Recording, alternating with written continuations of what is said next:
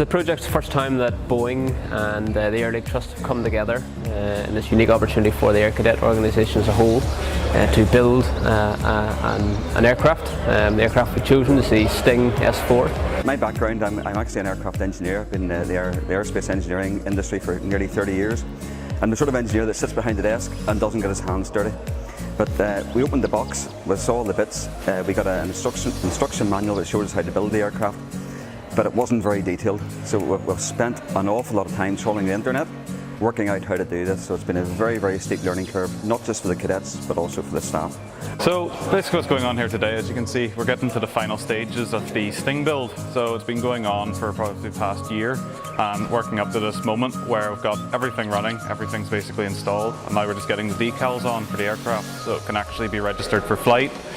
And basically today, as you can see, is the final step of that, where I've got the graphics design team in. They've been shipped over all the way from Canada, and we're now getting them applied to the actual aircraft. So you can see there in some of it on the tail and stuff, where it's been applied now, and on the front and wings where it's still getting applied. All the aesthetically pleasing bits, but after this, it's the electronics in the actual cockpit.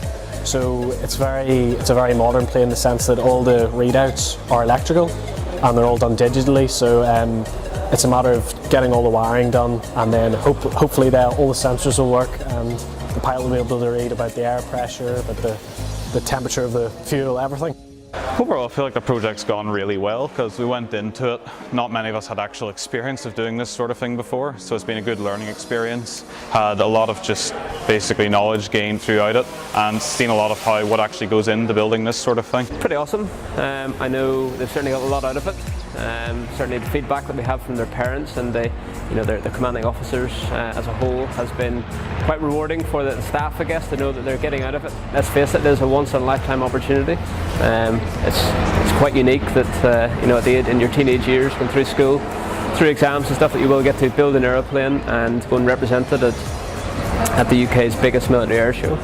Yeah, it's been very useful for me because I've always seen planes going about and I've never had any understanding of how they work or how they're there, but it's good to see them finally, piece by piece being assembled. From it, I'm actually currently doing a engineering program, so what that is at CERC will link in nicely with this, because if they basically, for the next step of the course, they ask for some just experience in what you've done in your own life for engineering. So with this, I have a very unique little side task that not many people will say they can have for how I've used the engineering that I've learned in the college, and just in general gained a lot of knowledge from it and got a lot out of it and met people I haven't seen before.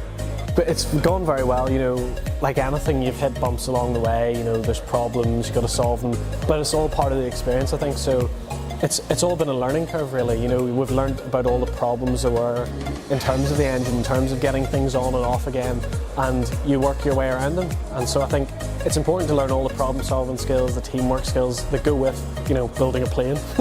We're nearing the end of the project, so hopefully today, maybe tomorrow, we're going to do some engine runs. So the engine's been installed, we hope it runs properly. So once it does, we'll get the inspector over, we'll get the aircraft inspected to see if it's ready for flight. Once he's happy that it's ready, hopefully within the next 3 to 4 weeks, it'll fly.